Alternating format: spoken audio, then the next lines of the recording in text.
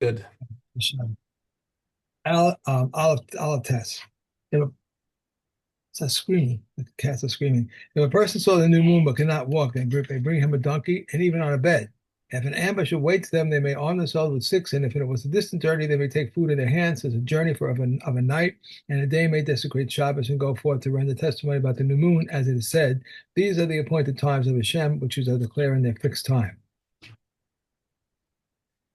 If they do not know him, they send another pair of witnesses with him to testify about him.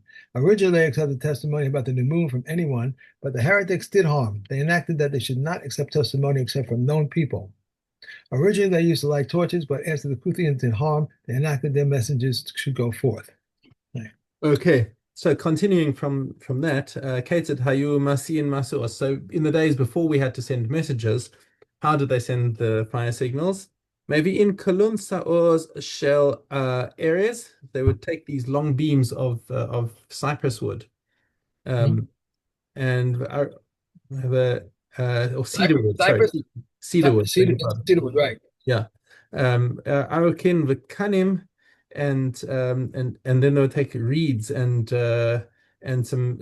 small sticks of atzei shemen, which is basically from an olive tree, olive branches, because But they say cedarwood, reeds, balsam wood, and fiber chips of flax. That's what they're saying here. atzei shemen is as balsam wood. Okay, so Balsam, yeah.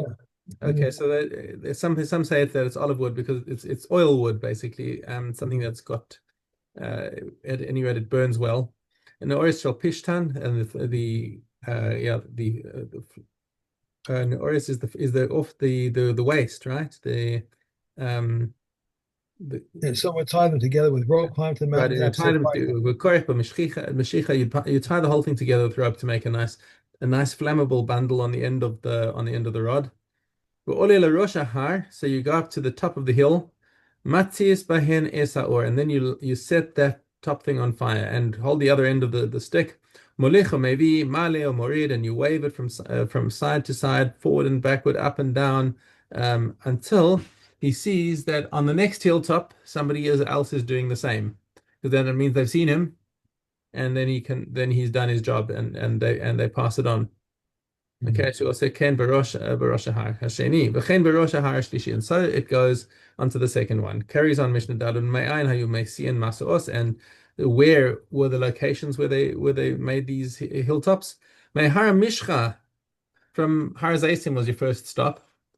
Mhm. Okay, and Lesartava, Misartava, Legripina, Lechazran, Mechavran, Lebeis Built-in.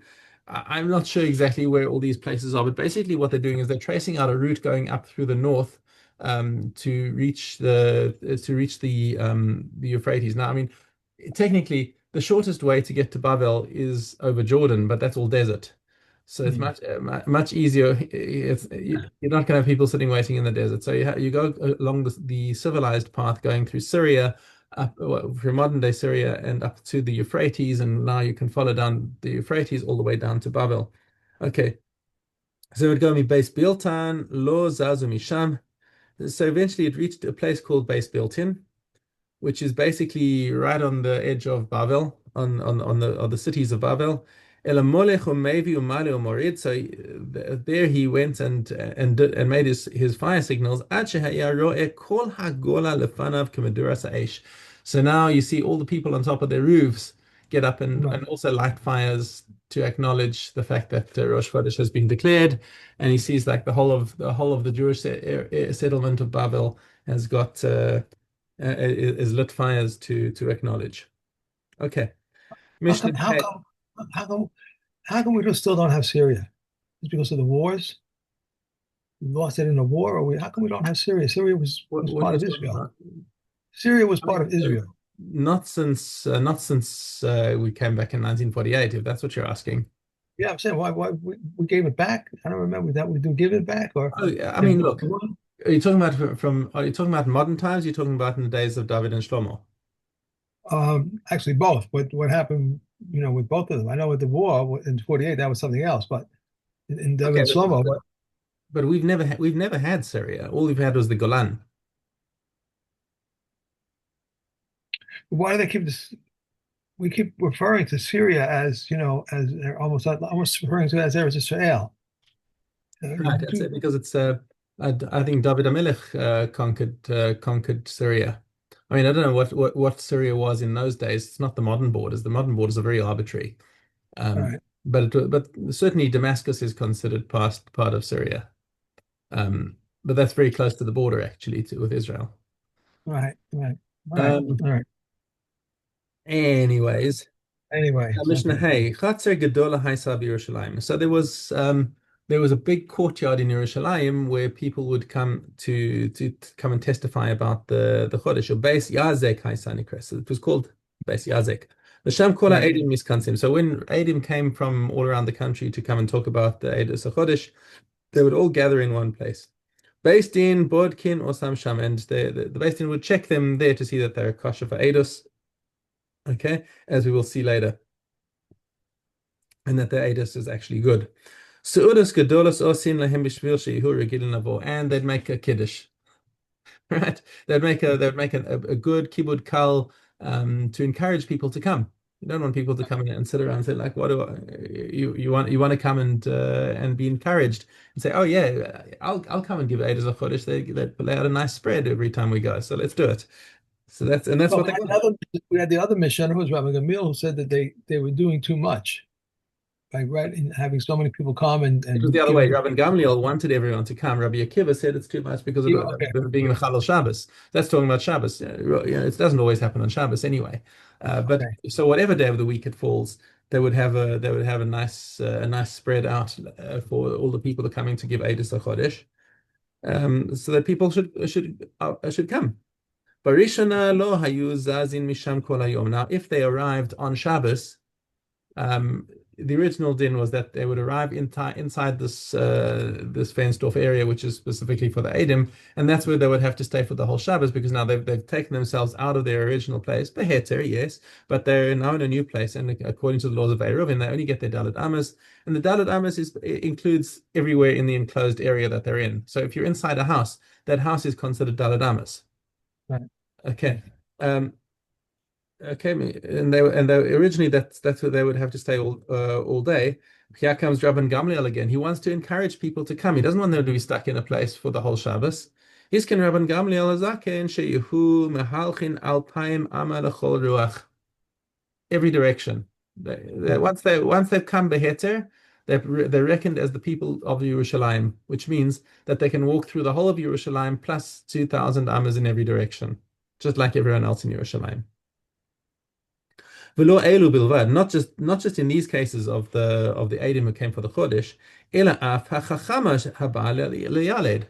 When a midwife gets called to come and help a woman give birth, she's coming for a pikuach nefesh, and therefore she's obviously allowed to leave her tchum. But once she's done there and delivered the baby, uh, That's it. what is she gonna stay in her Daled Amas for the rest of Shabbos? Also, if somebody comes to rescue from a fire, firemen come on Shabbos from outside the Tuchum, or mina gais, or they came to fight against an invading army. They fought off the invaders, and now they're in a different place. Okay, umina nahar, or what happens if there's a flood in the river, or umina mapolis, or if there's some kind of natural disaster, and people come. All of these cases are pikuach nefesh, and they're coming to save. They're coming out beheter. Hare elu ka'anshe ha'ir. They are considered as the people of the local city. V'yesh lahim alpaim ama lechol ruach, and they can walk the whole length and breadth of whatever city they've arrived in, as if they had been there at the beginning of Shabbos. Okay. Okay. All right. Beitza. Okay. Dalad, Gimel. Base. One may not take wood from a sukkah, but only from that which is close to it. One may bring wood from the field, from that which is gathered together, from the carpet, even from that which is scattered. What is a carpet? One is close to the city. So Rabbi says, this is Rabbi Huda. Rabbi Yossi says, all such as one must enter with a key, and even with a sabbath tachum. One may not chop wood up from the beams or from a beam which was broken on Yom Tov, and one may not chop with an axe or a saw or a sickle, but only with a chopper. A house which is full of produce and sealed and burst open, one may take from the breach The mayor says he may even make a breach at the outset and take. One may not hollow out a lamp because one makes a vessel, and one may not make charcoal on Yom Tov, and one may not cut a wick into two. Rabbi Yehuda says one may cut it with a flame into two lights. Okay. And Yoma. Okay. Um, we have Ches Gimel. If one ate and drank in a single period of forgetfulness and is liable for only one sin offering. If one ate and did work on Yom Kippur, he's liable for two sin offerings. If one ate foods that are not fit for consumption or drank liquids unfit for drinking, for example, he drank brine and salted fish fats, he is not liable for a sin offering. We did not afflict the children on Yom Kippur. Yom Kippur, if we're pregnant, I'm sorry, I skipped the page. On Yom Kippur, but if we train them prior to the previous year or prior to 2 years so that they should be accustomed to commandments. If a pregnant woman smelled That's it. food, We've done three. They were short ones. okay, sorry, let me put this over here. The marker. Okay. Erevin Gimel Hay. A person may attach a condition to his Erev and say, if Gentiles come from the east, my Erev is to the west. If they come from the west, my Erev is to the east. If they come from both directions, I shall go to the place I choose. If they do not come from either direction, I am as my townspeople. If a scholar comes from the east, my Erev is to the east. From the west, my Erev is to the west. If one comes to here and one comes to there, I shall go to the place I choose. If to neither direction, I am as my townspeople. Rabbi Yehuda says if one of the scholars was his teacher, he must go to his teacher. But if both were his teachers, he may go to the place he chooses. Eliezer says if Yom Tov enjoys the Sabbath either before or after, a person may make two Arabim and declare, my Arabim for the first is to the east, for the second to the west. For the first to the west and for the second to the east. My Arab is for the first, but for the second, I am as my town people. Well, my Arab is for the second, but for the first, I am as my town people. But if come and say he makes an Arab in one direction, or he makes no Arab at all. Either he makes an Arab for both directions, or he makes no Arab at all. How should one proceed? One should take it on the first and stay with it until nightfall, and then take it and go. On the second, he should stay with it until nightfall, then eat it. Thus, he benefits in his walking area, and he benefits from his Arab. If it was eaten on the first, the Arab is valid for the first. If the Arab is not valid for the second, said Rebbe Eliezer, so you agree with me that there are two periods of holiness. Okay. Rabbi Yehuda says, if before Rosh Hashana there was a concern lest Ella be full, a person may make two Erevin and declare, my Erev is for the first to the east and for the second to the west. For the first to the west and for the second to the east. My Erev is for the first, but for the second I am as my town people. Or my Erev is for the second, but for the first I am as my townspeople. But the sages do not agree with him. Okay. Yeah. Okay.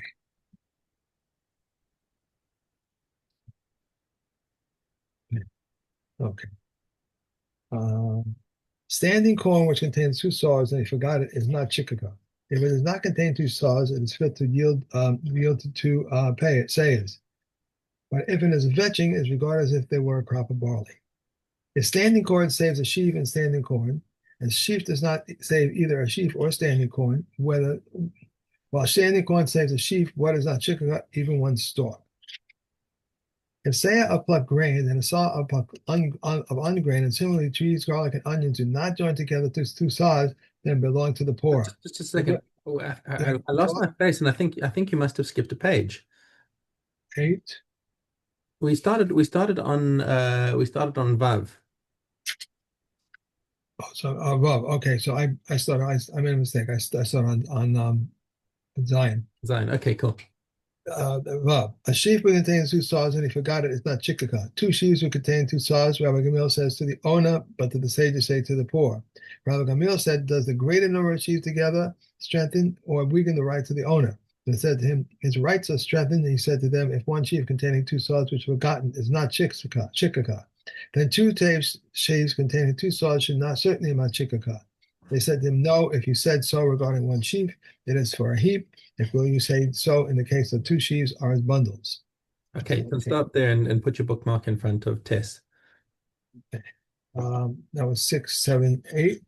And so next is 9. Okay. Hmm.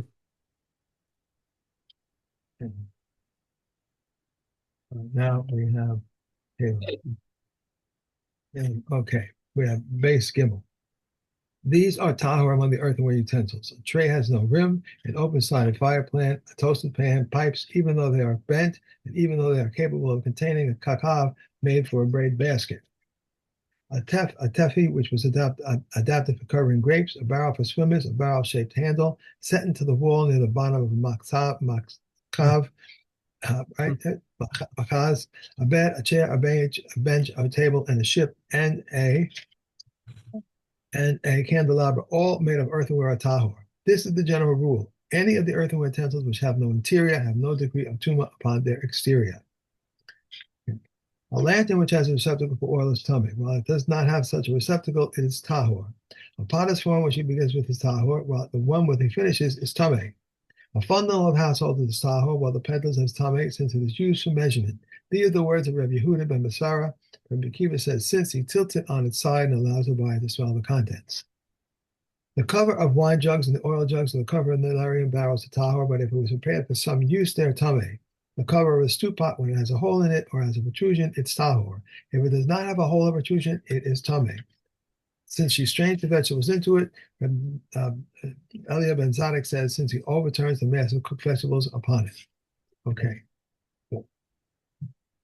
Baba Basha. Oh, we finished already. Well, I was here early, very early today. So I almost called you and said, I'm here early. Do you want to start? All right. Okay. Base Vav. A young dove which is found within 50 cubits of a dovecote belongs to the owner of the dovecote. Beyond 50 cubits, it belongs to its finder. If it was found between two dovecotes, it was closer to this one, it is his.